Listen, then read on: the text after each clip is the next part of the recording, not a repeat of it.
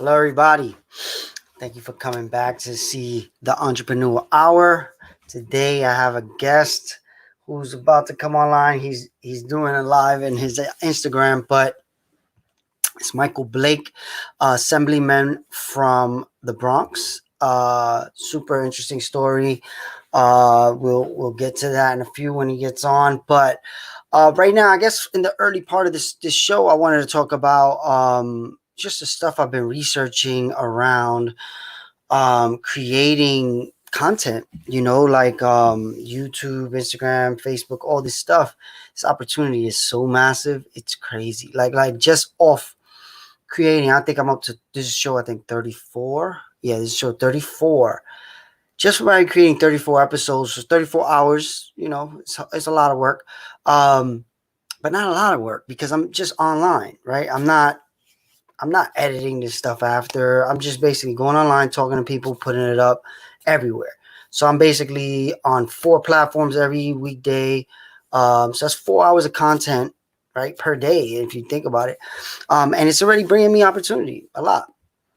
And I think it's going to keep growing and growing the more I do it. So I think it's a huge opportunity for any entrepreneur. So that's probably why I'm bringing it up, is because then I'm going to take the same content and put it on a podcast. And then I'll have a lot more places where people can understand what's going on with me and my partners and my different ventures. Pretty much right now is a tough time, right? So you want to be as many people, you want to have as many people as possible understand what you are doing to see if they're interested in working with you. So yeah, I'm basically really loving creating all this content and looking forward to seeing other people. I'm already starting to see other people who I've told they should be doing this. They're starting to do it, and it's really, really interesting. And then also at the same time, I'm learning more about specific social media platforms like YouTube and Instagram, how to grow more in those, do those in a better way than I have in the past. And maybe I'll create content around that. I'm not sure. Like, part of my struggle is what type of content I should be creating, because I just know a lot of different things, but I don't know what people want to know. So right now I'm just kind of figuring that out in front of the camera, really. And I'm just, reaching out to my network to have conversations. That's the easiest way to create content, conversations with people, and if you happen to know some people that are doing good things, big things, even better. So that's kind of where I'm starting. But I am looking at how to educate people on making their ideas reality, making their business ideas reality, not just technology, business in general, because I do believe right now we all have to be thinking like business people, because the world is changed, and who knows when we will be able to go back to normal. So you have to figure out ways of making money to pay your bills. So one video I did that's doing very, very well is how to create your own an online store for free. That one is going crazy. When I say going crazy, it's double all the other views of my channel. And I've gotten a few phone calls already like, whoa, I didn't know that was possible. So that's awesome. I'm glad it's helping people. I am trying to figure out what's the next thing to make. And I got Michael Blake here, my guest. So I will be bringing on Michael Blake now. Blake, can you hear me? What's good, brother? What's up, man? How you been? Man, I was showing you love on IG, as you saw real quick. So I just had to gear up before we came. I did. I saw. I jumped on real quick. I think your internet is going in and out, but can you hear me? I can hear you well. I can. Okay. Awesome. You're cutting in and out. But I don't know if there's anything we can do about it. Let's go. Let's just roll. Hopefully it gets better. So the way I like to start.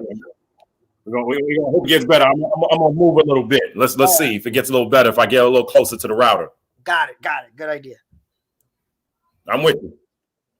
So yeah, basically the way I like to start the show is I talk about how I met the person, if I've met them. But Blake, I've known Blake since he came to the Bronx as a a politician who was going to do it different. And he was one of the first politicians that was in office that said, I love what you guys are doing with the technology stuff, and I want to help. And I love the support. He's wearing the El Bronx shirt, our boy Amaudi's. So Blake is a super supporter, super Bronx supporter, but his story is super interesting. I'm gonna let him tell it, but I don't even remember where we met. It must have been at just one of these events, one of these political events. I don't remember the exact time, but I do. There's a big story I'll talk about later, but you definitely helped put the Bronx technology on the map, and I will give you your props for that in a few. But talk about your story. Your story is super interesting. You know, you grew up in the Bronx. Tell the people what you did, how you got to where you are now. Well, you know, first, Miguel, I got to show you love, right? Because you know you've been doing the work, you've been putting in work, and you inspire so many of us in everything that you got going. And what you've been doing here through Entrepreneur Hour, what you've been doing, of course, through Mass Creation, and everyone, give my shout out to Philip and everybody else, Scenic and everyone else, in Meta Bronx, right? You've inspired me and you inspired us, so I just got to show you love real quick. Thank you. Appreciate that. Look, this Bronx is home for me. I'm we all repping the shirt because we have to all day, every day. But I'm a Creston and Burnside kid, right? I grew up on Creston and Burnside, PS 79, 118, DeWitt Clinton High School, and my family's from Jamaica. My mom was worked in manufacturing for 40 years. She would wake up in the morning, she would get on the bus, go to Englewood, New Jersey, raised 4 boys. My oldest brother was Army, and he just retired from the Army. Oh wow! And I have 2 other brothers, one in London and one now in Philly, who have one is involved in food and one is involved in music, right? And then there was me. I was born Christmas night, 82, North Central Bronx Hospital, born with a heart murmur. And my mom always reminds me I'm her precious, right? To be able to have that journey, right? Be on that journey where you grew up on the block. Remember the days back in the day when you were going in South Bronx, go to Skate Key, go up to Grand Concourse, to the movie theater, go up to Fordham Road, hit up Woolworth, hit up Alexander's, right? Those are the things we remember. Yeah. And, to go from PS 79 to 118 to Clinton, Northwestern University, where I was Black Student Alliance president. I was involved in local politics, studied journalism. And in 2001, Miguel, a lot of people don't know that I fell asleep at the wheel coming back from Northwestern. And if it wasn't for the luggage in the car in the hands of God, I would have gone over the cliff that day. The luggage in the car weighed the car down. I was with my boy Eric Gretsch that day. And, for me, I'm grateful for another day. And so to do that, graduate, work in TV, then have a chance to go get trained and then work for Senator and then President Obama, worked for him for about 6 years. Yeah. Was in the White House 2.5 years. I ran the Minority Business Program within the White House and African-American outreach, helped create the Urban Entrepreneurship Program. So I've been very passionate about entrepreneurship for a long time. Yep.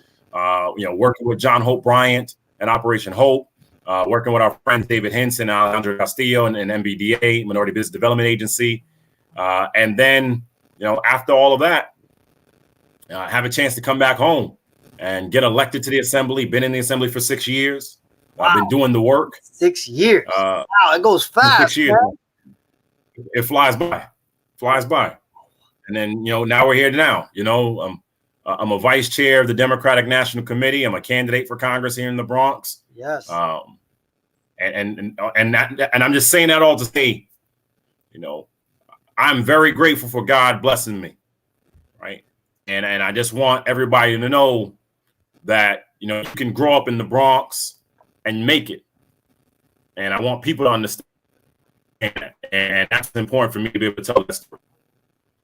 No, yeah, I knew most of that. I didn't know the card thing, man. That's pretty crazy. Like, wow, that's pretty crazy. But yeah, your story is super inspiring to the young people. We at Meta Bronx, you're one of our people we look for. And the reason why one of the early I referenced was you have a major part to play in how Meta Bronx was created.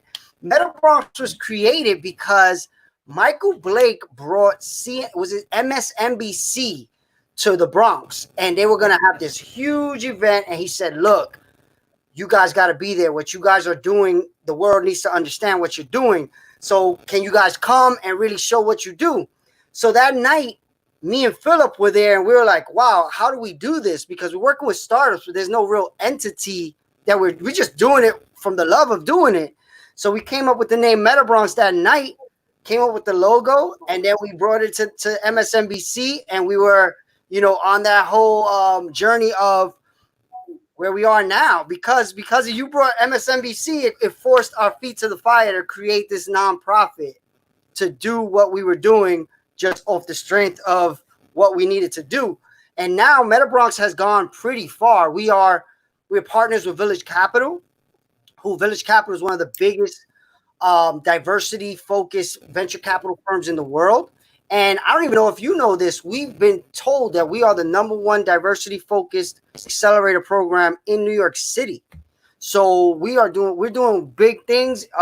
We want to thank you specifically for helping, make it happen. And now I want you to talk about what you're doing now. Like, I know you said you are a candidate for Congress, but talk to the people about what's going on with you right now.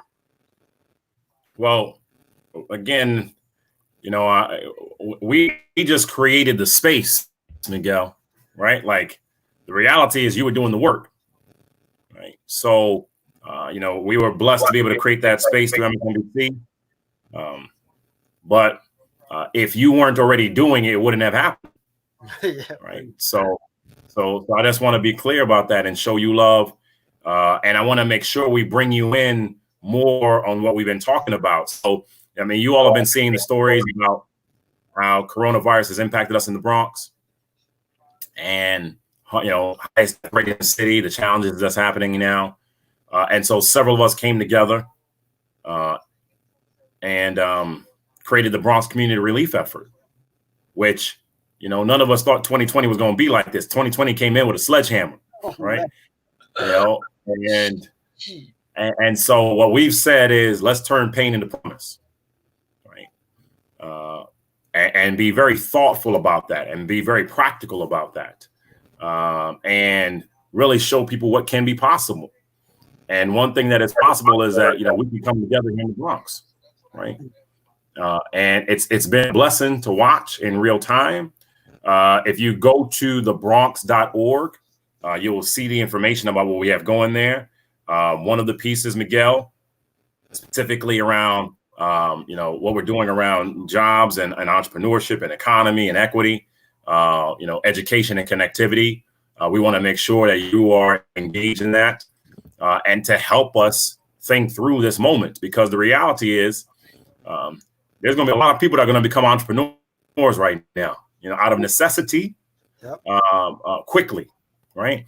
And so how do we start the conversations with Michael Brady at Third Avenue Business Improvement District, or Operation Hope around financial literacy, or what you're doing, of course, through Meta Bronx, or what Geraldine is doing through Knowledge House?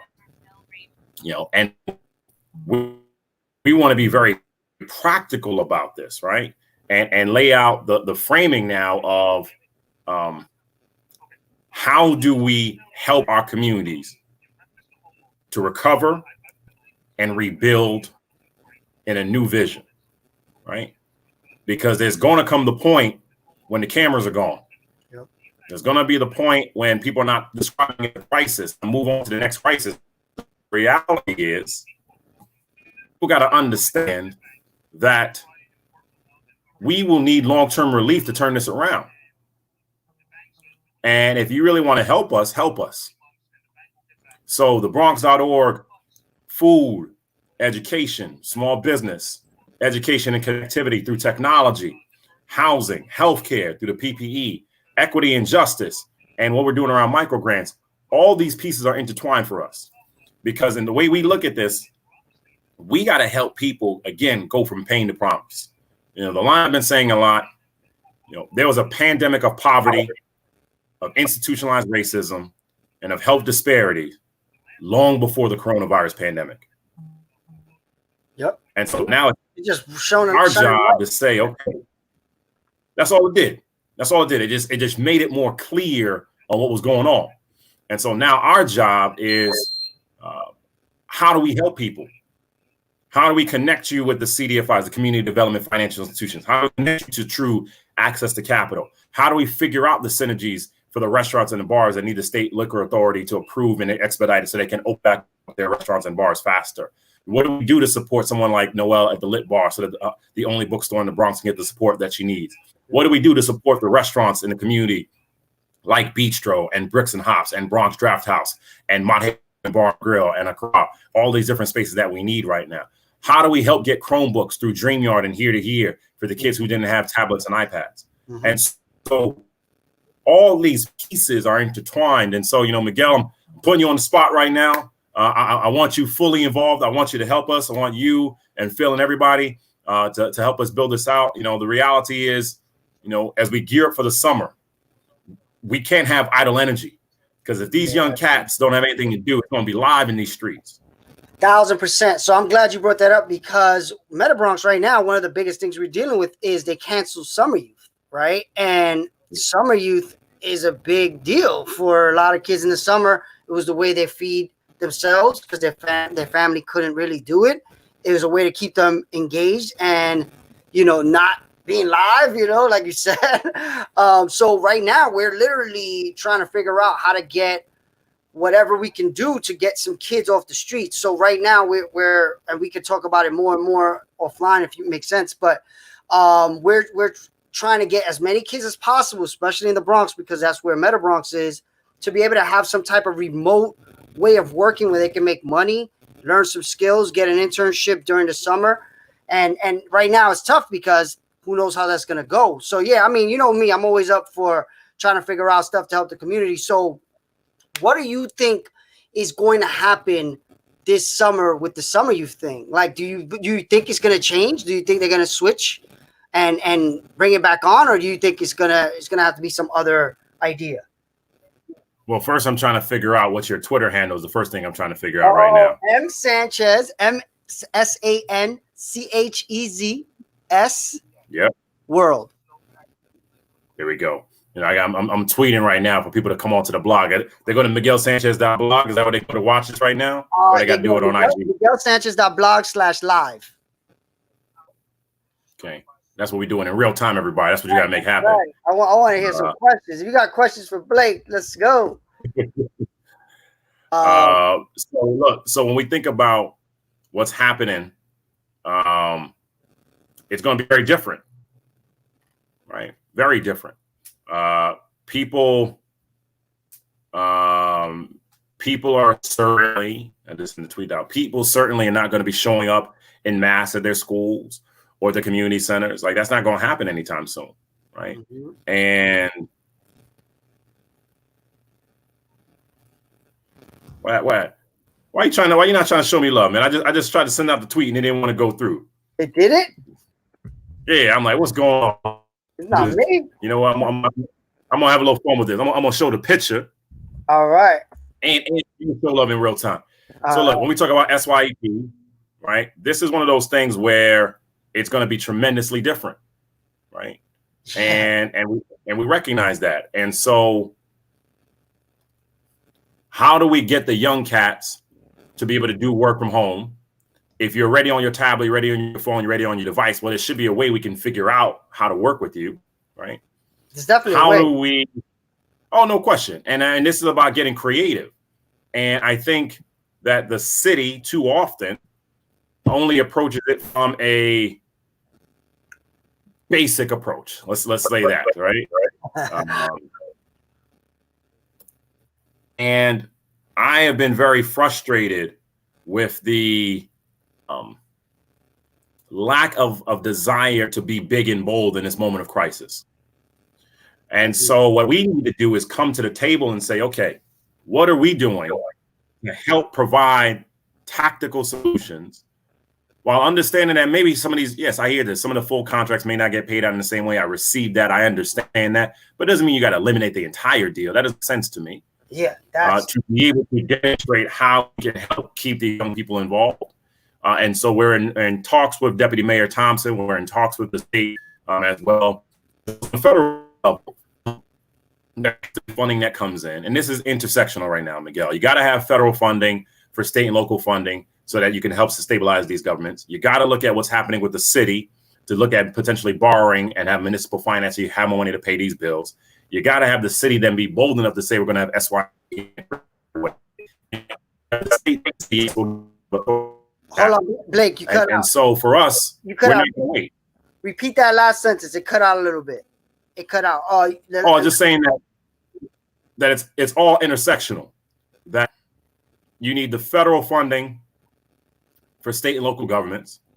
You need the city to request as they have and get approved funding from the state. Okay. And then you need the state with you and working with your education departments. DYC, SYAP, organizations. There also has to be nonprofit flexibility because we have to say to the contracts, yo, I understand they may not have executed 80% of the contract, but it doesn't mean we give them nothing, because if we give them nothing, then the kids will have nothing. Yep. And so for me, it's about being very tactical about that. So that's a great point. Like the whole, and of course, as a nonprofit with Meta Bronx, we are navigating that because, like you said, a lot of these nonprofits, they make a lot of their funds in the summer by working with these kids. That's a major part of how this works. So now that all that will go away, how many of these nonprofits will survive? We're, as a technology nonprofit, we are surviving through many different ways, but most nonprofits, what are they going to do? So yeah, I don't know if it's a good idea to just eliminate, right? So, and I don't know how you do it on the politics side, but what can people do, anybody watching, to support what you plan on doing to make sure it happens? Because I know the people have a big say in it, but a lot of times they don't really know what to do with that say.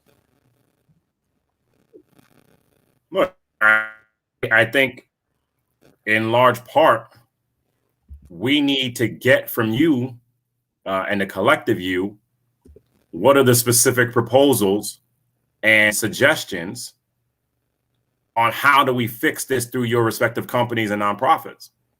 Because right now, the city and the state are looking at things just from a dollars and cents standpoint rather than a humanity standpoint. And I said, it doesn't make any damn sense to me that you're cutting off programs that will fund kids, but you're stabilizing the Department of Corrections budget. Exactly. Right. Exactly. That's so good. I always talk about that is a different accelerator program in a way, right? Jail is an accelerator program, but there's other accelerator programs that are not funded anywhere near as well as jails. So that's a great point. And I think always it's one of those scenarios, and I'm looking down because there's conference happening at the same time, so I'm getting policy updates in real time because we have Zoom. We're going to have Zoom session tomorrow. We have conference today. So there's literally movement happening in real time. So you're watching simultaneous approaches happening in real time. That's awesome. Look, I think at the end of the day, this is a funding question. A budget shows your values. And very specifically, this is part of the reason why we created the relief effort, to put the infrastructure in place to be responsive, to be able to move, to be able to be engaged. And therefore say, okay, let's get from you, Miguel, others, what would be the revised vision for summer, right? What work can be done remotely? What is needed to do that so that we don't lose those opportunities, so that then you can utilize us to be the advocates to get you the funding and the implementation that you need. So this is where it's awesome to make this show, because I didn't even know you were involved in that. I know you're involved in everything, but I don't know. It's hard to remember who does what. And I'm not the most political understanding person, but we have been sending out a proposal to as many people as possible. So I'm going to send you that proposal. You let me know what you think about it, because we know how to do online. We've been doing it for many years. Mass Ideation is a very online agency, so I know how to do it. Meta Bronx has been using a lot of those ways of working, and now we're starting to work with the kids in that way. The big thing is, will they be able to be paid? That's the problem that we see, you know? Well, I think in large part, there's a scenario of how do we work in collaboration with the city council officials and saying, hey, you're working through budget now. And here is the solution. Like, we're not just coming to you.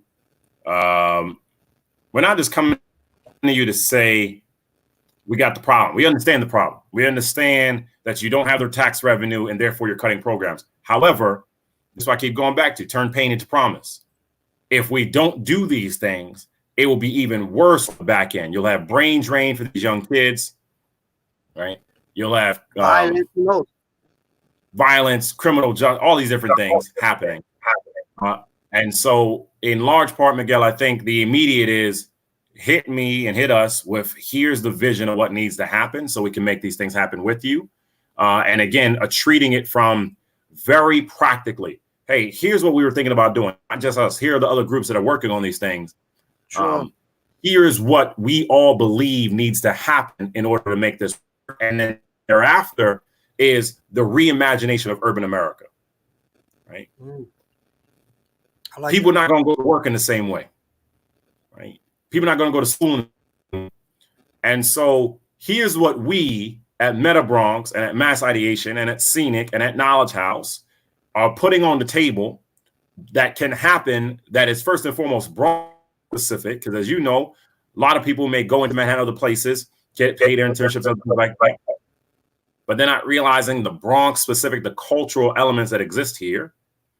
And then citywide, even broader and larger than that, so we can demonstrate a real approach. And I know that the city and the state are ready for that kind of vision right now. So that's really good. I'm super glad you're on the show, because it's you know, people like you and me, we're working on so many different things. It's hard to remember, you know, and we sent it to a lot of people. I can't even imagine how I didn't think to send it to you. So we're going to send you our proposal. You brought me on your show. I mean, I'm just saying, I mean, I know I'm here now. We here now. Yeah.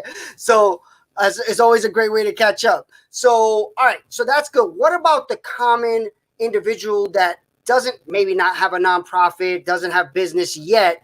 What could they do to support you and things like this? Well,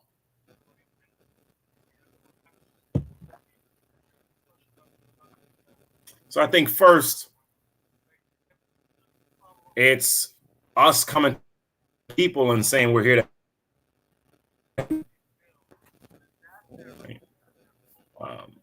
So you cut out a lot of times. We're here to help. That's what would you say? You cut out. That we're capable first. Okay. And we're capable. Right? Like, yeah, like people need to know that we're here for them.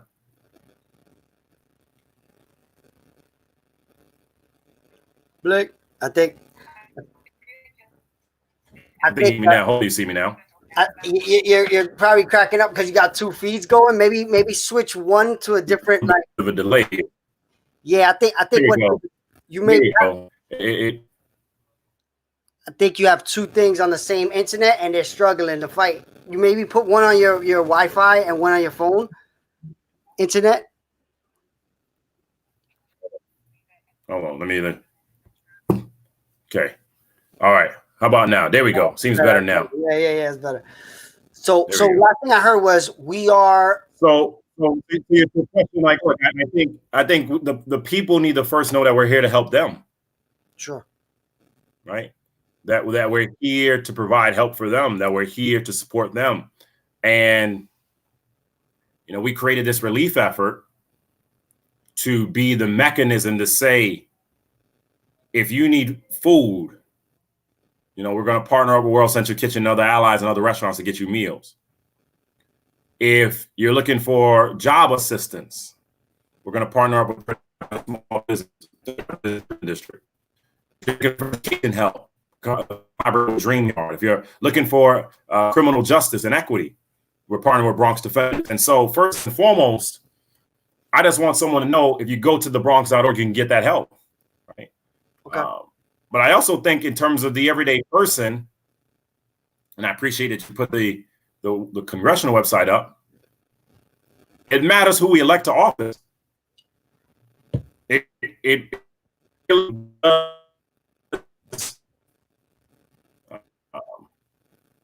Cutting out. It really matters. Wait, say that again, Blake. I'm sure it really matters who. Okay. Say it one more time. That you cut out, but that was an important line. I know. I think I know what you were going to say. So, say it again.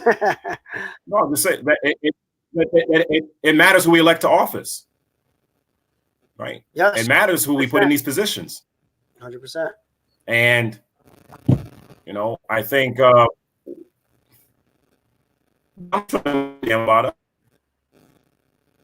cutting out. They're willing to see people die.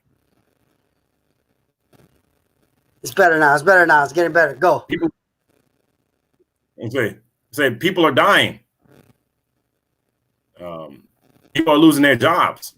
Yeah. Right. Your kids are not in school. Right? Yeah, it's a crazy time. Healthcare heroes didn't get PPE. So when we talk about like the people, we need you to be involved.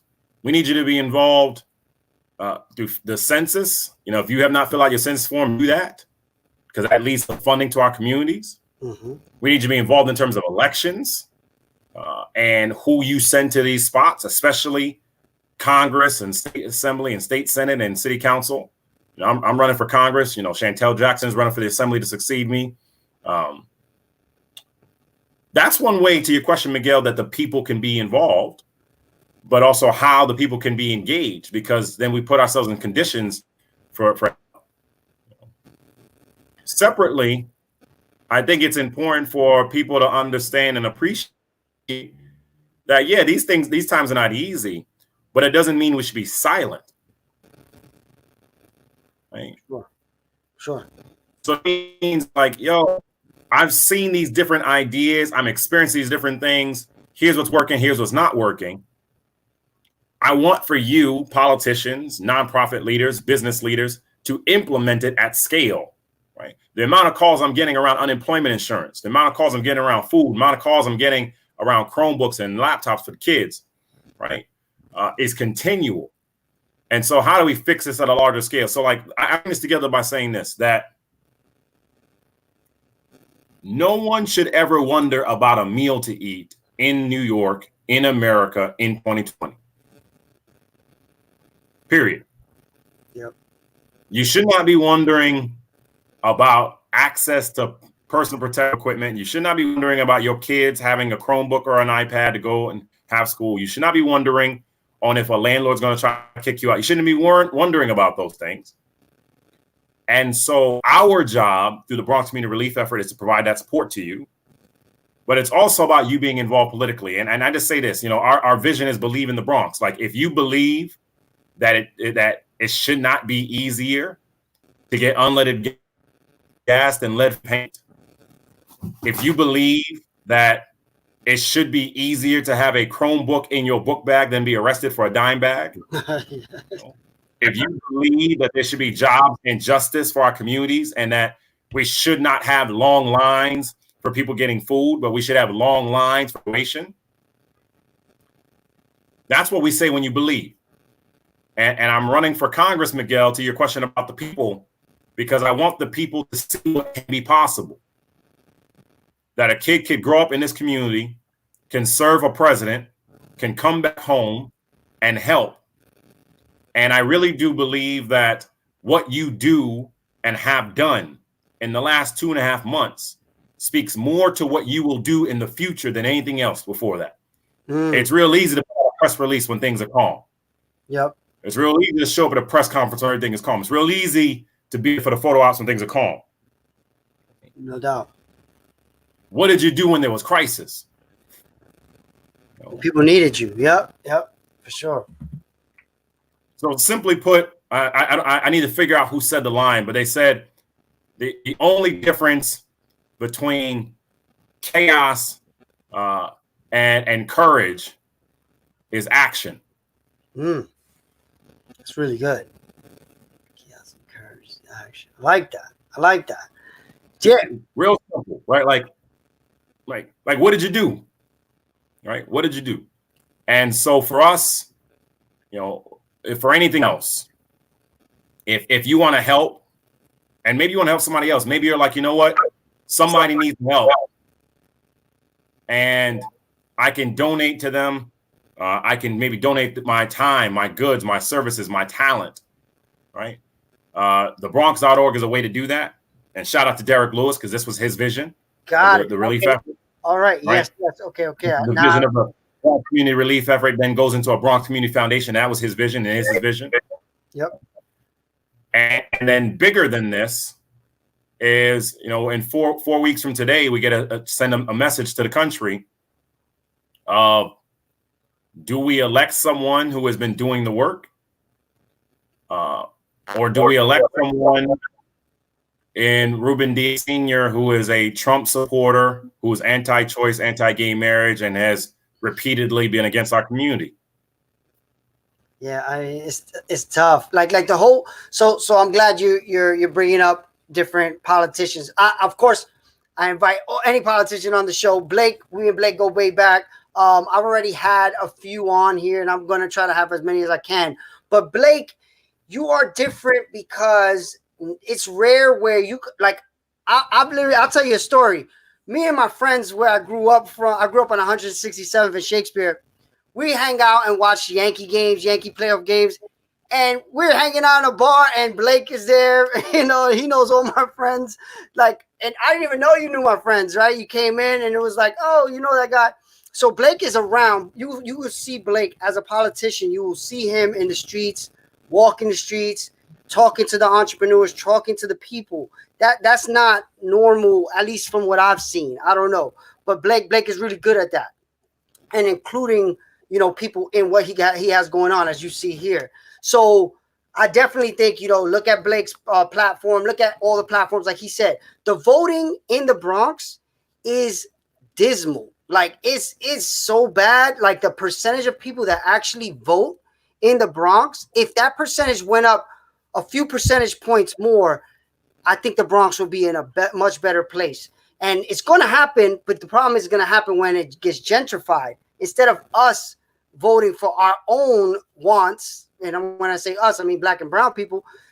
Right now, we're in this point where gentrification is coming fast. And what do you think about that? Because part of the reason Meta Bronx exists is to make sure when it comes, people can stay because they have the skill sets of the future to be able to afford to stay. So what do you think about what's going on with gentrification and all that? So I think you have multiple things happening right now, right? So you have gentrification being the process of people coming in, coming out. That naturally happens everywhere. Mm-hmm. To me, the more critical concern is we don't want displacement. We don't want our people being kicked out, because I welcome anybody. If people come on in and we can all share in goods and we can all afford it and we can all live and thrive, it's a beautiful thing, right? Yeah, sure. What I don't want is that you have our white brothers and sisters who show up, and then black and brown communities who've been here then are gone because they can't afford what's happening, right? So, So with that, right, I'm going to divide up the question. I think first, let's not wait to be politically involved. Let's do it now. Never been a better time than right now, literally. If you're not voting right now, oh my God. Then what else do you need? And for this ballot, it is president, Congress, state Senate, state assembly, district leaders, committee members, judicial delegates are all on the same ballot. Whoa. Okay. And so we've never had that before. Is that normal? Is that normal? We've never done this before. Why did that happen? Well, I think part of it is it just made sense. It just made sense for us to have more elections together and combined. But then, of course, coronavirus, right? Because the presidential election was in April, things got moved. And so I do think this is a perfect moment to say, like, look, what do you want to do here, everybody? You know, you see what's going on in Washington, it matters. You see what's happening in the city, it matters. You see what's going on in the state, it matters. So stop telling me that your vote doesn't matter. Stop telling me that it doesn't matter who's in the seats. That's not the case at all. It's not. One. Two, on the piece of skills and preparation, we know that the jobs exist, but we got to make sure that our communities have the skills and the training to be connected to the jobs of today and tomorrow. For sure. Right. And so part of this is I had legislation that was signed into law that pays our minority women-owned businesses in New York State in 15 days instead of 30 days. I remember that. I remember that. Right. Like that matters, right? Because we can get paid faster. Cash flow. It's the connections with EOC, educational opportunities, where in that same vein, Meta Bronx is doing training around technology. Let's train people also on other skills as well. Right? It's the reason why we've been connecting with so many of our labor unions, because there's going to be a lot of people that are going to be thinking about becoming doctors and nurses and health aides now. Yep. Right? Yep. And so we've collaborated with diversity in medicine, and diversity in medicine. We can make sure we can train and help more medicals of color get to school, right? So I'm using those as examples to your point, Miguel, of if we take the step now of laying the foundation, of training and empowering our people, of connecting our people with those economic opportunities, and equally understanding that we got to start talking about, all right, yeah, there's opportunity zones, but how do we make sure that there's actually affordable housing within those opportunity zones? How do we make sure that there's actual true tax credits that go to higher local communities than benefiting the large companies? How do we push back on the payroll protection program so that there's more time for restaurants and other small businesses to be a part of it rather than just 8 weeks? Those kinds of things will help us think about training and development so that we are prepared when the waves come in. And lastly, we can't just talk about renting, we got to talk about home ownership. Because if we get serious around equity and owning of homes and owning of property, that is the most fundamental way that we can make sure our communities are there for longer periods of time. And so to me, this is all, and again, it's intersectional. And if we want to be serious about helping our people, we can't just approach it with one solution. It's like, when I'm having these conversations around coronavirus and the public health crisis and environmental justice, there is no one answer on fixing this, right? It's the lead paint that exists and the lead that's in the waters and the sewage treatment plants and the connection of what's happening as it relates to the fertilizer that is going on in the south for the farmers, but then connecting the farmers up north to bring the food on down here, the transportation access or the inequity. All these pieces are intertwined if you want to fix our communities. Yep. And so at the end of the day, we can't keep looking at skills as just practice. We got to look at skills as a necessity to win. It's good. We were all talking about and watching the Jordan documentary, The Last Dance, for those 5 weeks. And what you have to appreciate when watching that is how much footage were they showing of Jordan just constantly wanting to get better. Right? Constantly focused and practice, constantly pushing his teammates. And it was that understanding of, let's think through the scenarios. That's skills. That's all that was. That was development of skill to be prepared for the moment. Yep. That's how we have to treat skills and jobs. That there has to be the same level of energy of putting in money to try to help you get unemployment benefit as there is for giving you the skills so you have the job in the first place.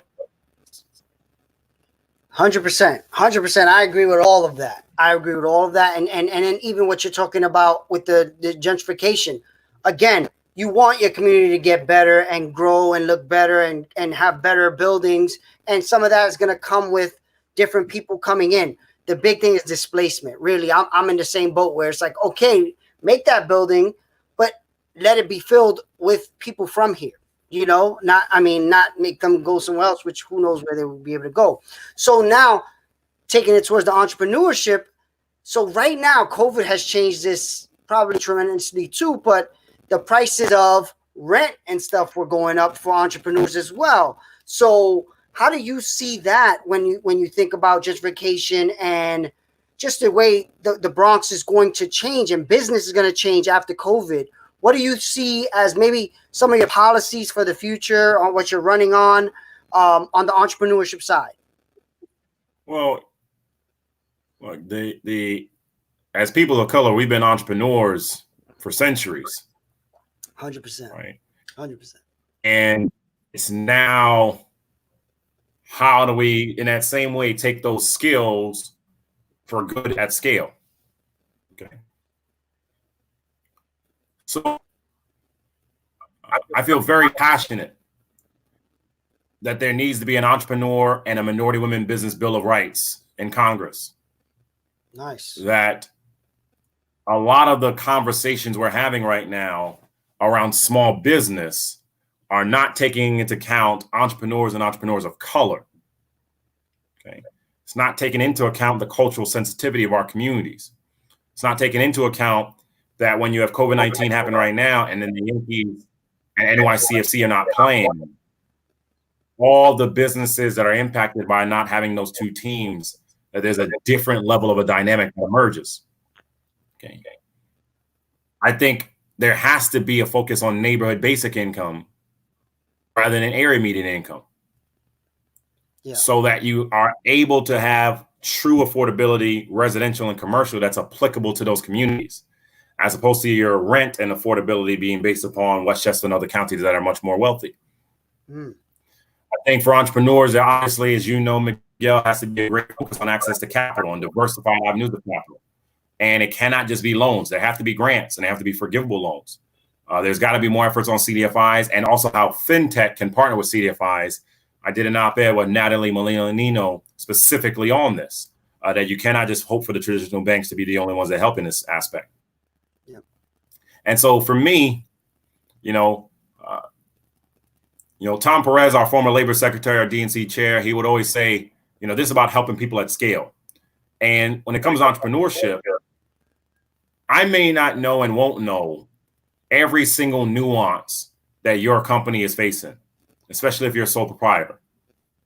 But more times than not, I can help at scale to help more of our people. And so for me, I want to understand, how do I change the game at scale? Like, that's what goes through my mind. How do we learn from you that, hey, the first triple P doesn't work for us because the traditional banks won't help us, or the second triple P didn't work for us because it said if you had a former work record, you were ineligible, right? It didn't work for us because I might have a lot of undocumented immigrants that work at our company and our business, and therefore they're not going to be 1099s, right? Like, all those different pieces are intertwined. And so in large part for me, it is simply about having a bigger vision around entrepreneurship. It's the reason why I partnered with Involve Global, the Involve Entrepreneurship Award. We're involveglobal.org, ENVOLV, global.org is the entity where we put out there information on how people can learn and get supported on taking your larger businesses to scale. It's the reason why we partner with the Entrepreneurs of Color Network. It's the reason why my dear fraternity brother, Jason Wright, who's a partner at McKinsey, wrote the report around Black in the COVID era. And specifically, they referenced the Bronx. And so when we think about African-American businesses, Latino businesses, African businesses, et cetera, women-owned businesses, et cetera, the vision of entrepreneurship has to be bigger than just a hashtag and a line. It has to be, are you willing to make bold policy decisions that will actually benefit on good scale. Access to capital gain. You have to change the dynamics of how someone can start a business and succeed. You got to change how you make it easier to get you in front of more people who can help, and to grow to larger scale. We have to find those ways, because at the end of the day, your dreams are just as important as anyone else's dreams. If you have one employee or 500, and it just has to be that synergy of access to capital through CDFIs, the collaborations. Again, I mentioned Natalie Molina Nino. Her book Leapfrog is a great book to read, especially for our women of color entrepreneurs. The connections around skills and training, as we've discussed. The conversations around financial literacy through Operation Hope, which is essential because a lot of people may have a great idea, but they don't know how to run their business. Sure. The collaborations with Third Avenue Business Improvement District to understand how do you get the support mechanism that you need through them and through Spring Bank and others. The language of a Bill of Rights on the federal level, so you have those protections in place, so that we create the conditions for success. And that's my job. That's why I think about it. I think about this in how do I create the conditions of success for you to be able to thrive and go kill the game the way you need to. Love it. No, that's all amazing stuff. So just in case, because I'm thinking, I know you said a lot of acronyms that maybe people don't know, but PPP means the bailout, the bailout that yeah. So the payroll protection program, payroll protection program. So that was the triple P on the federal level to help the small businesses, CDFIs, community development financial institutions. These are the local entities that can get funding out to you much faster. Spring Bank being probably the best example. Shout out to Demetrius and their team over there. MWB, of course, Minority Women Business Enterprises. And all these pieces are all intertwined. But again, I go back to this. I know we talked about it a few different iterations. A lot of these policies happened because you have politicians who do not care about entrepreneurs. So yeah, that's basically, at the end of the day, Blake is one of the only sitting politicians that I've interacted with that I can understand he is really about technology and wants to help entrepreneurs. So that's why I wanted to have him on the show. But what I would want to make sure, the last 8 minutes left, what can a potential or a sitting entrepreneur actually do? Vote. Definitely you should be voting. You should definitely be able to meet. I mean, now it's a little different to be able to meet the Michael Blakes of the world, because it's not like you're going to be around, anywhere. So what can an entrepreneur do right now if they're watching this to make their situation a little bit better? I don't know what that is. You may have seen, because you deal on scale. Yeah. What can they do right now? Well, first, if I can be helpful in any way, follow me on Twitter at Mr. Mike Blake. That's my Twitter handle, at Mr. Mike Blake. So because we're putting out a lot of information all the time on how we can be supportive to the entrepreneurs, and get that information to you. On Instagram, it's Mike Blake 1922 on Instagram. So again, Twitter, follow me on Twitter, Mr. Mike Blake, so we can get you information about how we can help. Instagram, Mike Blake 1922. Look, I think, Miguel, there is a new creative way we're doing things. Part of this, of course, is thank you right there. Part of this is tied to Zoom meetings, right? I've done more Zoom meetings in the last probably week than I did in my life, right? And I think this has changed forever how we work, right? And I think you're going to have a lot of people that are going to say, well, do I really have to go in for that meeting? Do we really have to do that in-person? Do we really have to do it that way? Because we were able to figure this out, right? We were able to figure this out in a crisis. So do we really need to do it that way? I think it's going to change travel and work travel forever. Do I really need to get on a plane for 5 hours and go do I really I'm not really sure if I really need to do that. You think about what New York Presbyterian is doing, the great work they're doing around telehealth. And I know others with Bronx Care doing this as well, Claremont Healthy Village, so many other entities. If someone's able to talk to a doctor, a health professional, or a nurse, and get most of their questions answered and resolved without physically having to walk in, that's better for everyone. Changes for everyone, right? So I think for the entrepreneur, for the person, it's trying to help and how can I get help?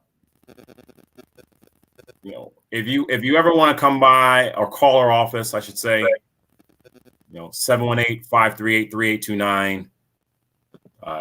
Our office number is regularly and readily available for you. 718-538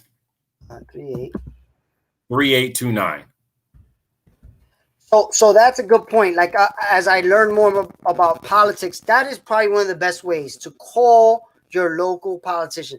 Mike Blake may not represent your area, so I'm not sure how it works. If you call him, he may still be able to connect you to the person that. We'll still connect you. Absolutely, that's exactly it. We'll still connect you to who your representative is. But I'm getting a lot of calls about unemployment insurance. I'm getting a lot of calls around food, a lot of calls about jobs. Whatever it is, just hit us up. And I work for you. We work for you. Right. I always break this down and say there are 150 of us that have the honor of being assembly members. There are 63 of us who have the honor of being state senators. There are 4 others who are statewide elected officials: a governor, lieutenant governor, comptroller, attorney general. 217 of us have the honor of representing 19 million people. Right? When you think about Where we vote on a $176 billion budget on the high end, where we're trying to figure out policies and cuts and improvements and revenue, where I voted against the budget this year because there were Medicaid cuts and there was no new funding for public housing, public education, and rollback on bail. And I refused to do that. In good conscience, I wasn't going to do that. But when you're asking what can you do, how you can help, and how we can help you, call our office if I can help in any way. It doesn't matter what it is. And we have teams in Spanish that can call and in French as well. They can follow up with you. Oh, wow. 1, 2, hit us up at thebronx.org so you can see our Bronx community relief effort. 3, follow us on social media because we have constant updates we're putting out there. Yep. Yeah. But 4, look, I just think policy matters. And it may not be World War I or World War II or Vietnam or post-slavery or Jim Crow or suffrage or the Civil Rights Movement or 9/11. But this is our generational moment. Yep, I agree. And this will be the determination of where we go as a people for the next 10 years and beyond. And so if you want to ask me the core question of how you can help and get involved, for the people of the Bronx, especially here in the South Bronx, I am asking for your vote to be your next member of Congress. I am asking for you to give me the chance to represent you in D.C. It matters who we send to Washington. And I'm asking for you to give us a chance. So if you believe in what I've been saying, if you believe in jobs and justice, if you believe in entrepreneurship, if you believe in housing, you believe in education, you believe your families deserve what they deserve and need more. If you believe your block won't block your blessing, your zip code won't deny your destiny, I'm asking you to join us at BlakeForCongress.nyc. 4 weeks from today, we'll determine the direction of the South Bronx. And with your help, we can make all these things happen through your help, Miguel, and so many others, so we can go help our people in the South Bronx. That's a great way to end the show, Blake. You're always the showman. I hope one day some of the people watching can see you speak in real life. We get back to normal maybe one day. But thank you for coming on the show. Blake is a super supporter of everything I've done, and he will support many things in the community. Check him out, follow him, and help him out. Help out the Bronx. Help yourself out. So thanks, Blake. Thanks again. And you're going to get an email from me on this proposal for Meta Bronx and let us know what you think. And definitely thebronx.org. I'll be checking that out. Derek, I know I owe Derek an email response. I got to check up on that.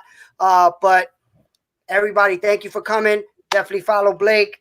Have a good day. Thanks, Blake. Thank you, Miguel. Much love, everybody. All right.